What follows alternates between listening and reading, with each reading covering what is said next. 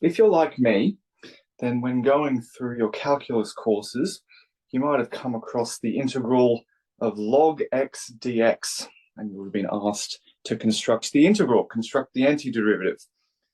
Now, you probably would have been told that the trick that you can use to solve this particular integral is integration by parts. The trick being that instead of considering the integral of log of x, you consider the integral of 1 times the log of x, because now you've got a product and it's possible to complete the integral with integration by parts. Now, when I was going through this, I found it particularly frustrating being told this. I was more or less told to accept that this is the way you had to do this integral, and no further comment was given to explain why this particular method would work. I'd more or less learned to put up with this. However, very recently I was told that actually there is a reason that this should work, and I'm going to attempt to explain to you what the general theory is today. But before we do that, let's review how this integration by parts works. So recall, what we're attempting to do is find the integral of log of x dx. And as I suggested, the trick is to use integration by parts, but of course, log of x by itself is not a product, and so you can't use integration by parts, but you can with the silly trick of just multiplying everything by 1 and letting that be u dash, the part of the product whose antiderivative you're going to find, and let the rest log of x be v, the derivative that you want to find. All right, so with that, we can now proceed with integration by parts. The integration by parts formula says that the integral of u dash v is going to be u times v. So in this case, that's going to be x times log of x, because u being x has derivative 1, which is u dash. And then we have to subtract the integral of u times v dash. So again, u in our case is going to be x, and v dash is going to be 1 divided by x. So here we're using the well-known facts that the derivative of the natural logarithm of x is 1 divided by x. But everything becomes quite nice from here, because you may notice that the x's inside this integral cancel.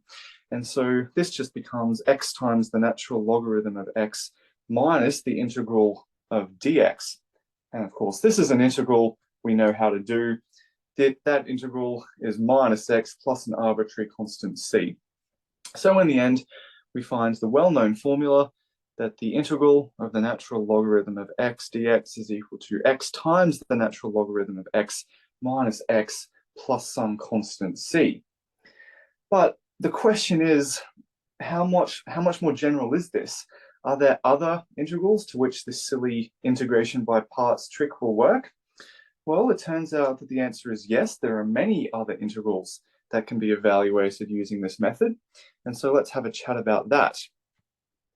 It turns out that this trick basically will work anytime you're trying to find the integral of an inverse function. So let's suppose that we've got a function f, and we've got its inverse, f inverse.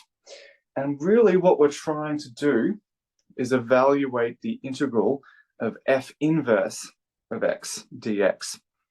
Well, how might we do this? The same trick as before. Instead of thinking about the integral of f inverse, you think about the integral of 1 times f inverse. You say that u prime is going to be 1 and v is going to be f inverse of x, because now we're in a position to use integration by parts. Remember, integration by parts says that this is just going to be u times v. Again, u is going to be x. U times v is going to be x times f inverse of x. But then we have to subtract the integral of u times v dash. So u again is going to be x, but what about v dash? Here we have to remember how to differentiate inverse functions. The formula is that if you've got a function f inverse of x, then its derivative is 1 divided by the derivative of f inverse of x. So this is the result we get. Now, this formula, of course, looks pretty complicated. Can we proceed any further? It turns out that we can proceed further, and we can do so using integration by substitution.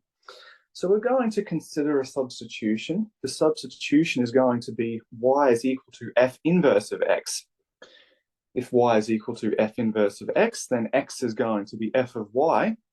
And so working out what the differential should be, that means that dx is going to be the same as f prime of y dy. And this is where the magic happens.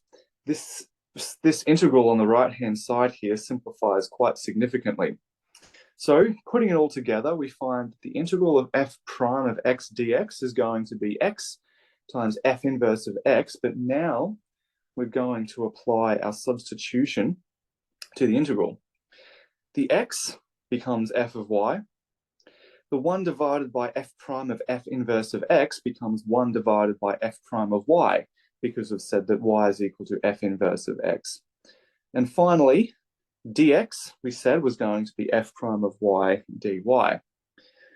You may notice some significant simplifications happening now. What we get in the end is that the integral of f inverse of x dx, this is going to be equal to x times f inverse of x minus the integral of f of y dy. So this is a nice formula in the same way that we can use the derivative of a function to work out what the derivative of its inverse function is.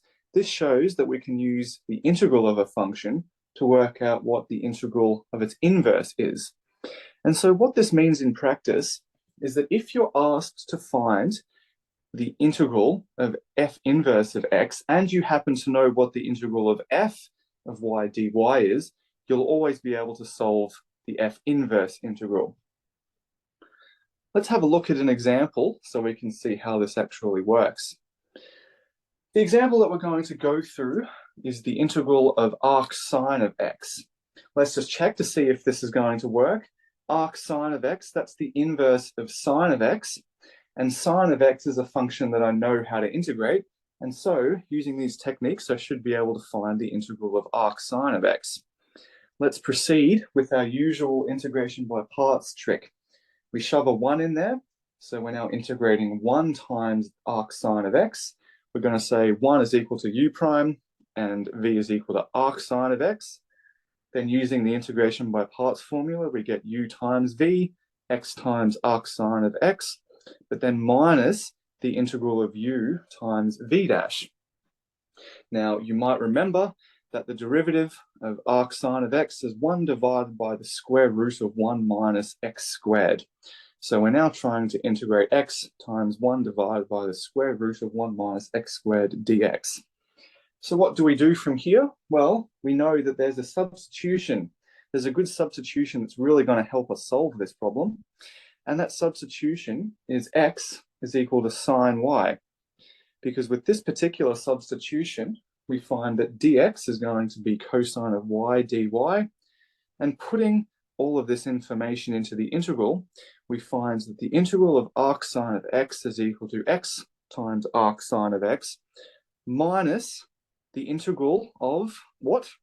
Well, the x has become sine of y. Dx has become cosine of y dy, and the square root of 1 minus x squared has become the square root of 1 minus sine squared of y. Well, if our theory works out, that means that this should simplify a lot, and indeed it does, because remember, 1 minus sine squared is cosine squared, and the square root of cosine squared should just be cosine, so those cosines cancel, and what we're left with is x times arc sine of x minus the integral of sine of y dy. This is great because this is an integral that we know how to do.